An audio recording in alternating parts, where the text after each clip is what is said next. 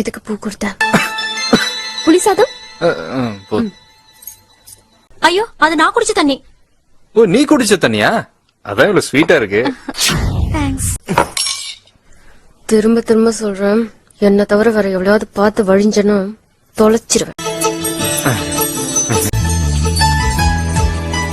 எதுக்கு பூ கொடுத்த? டபுள வச்சுட்டு போ. பரவாயில்ல.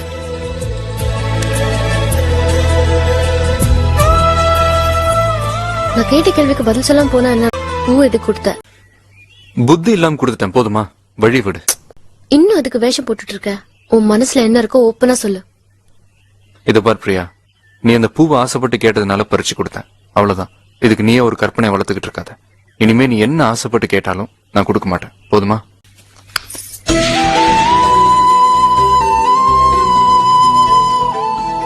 கைய விடு. மாட்டேன். உன் கால்ல வேணாலும் விடுறேன், பிளீஸ் கை விடு.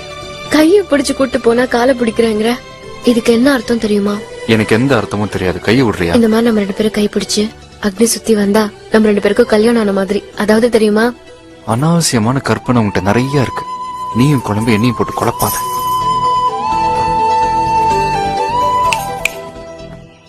மறுபடியும் சொல்றேன், என்ன தவிர வேற எவ்வளவு நீ மனசுல நினைச்ச கொன்னுடுவேன்.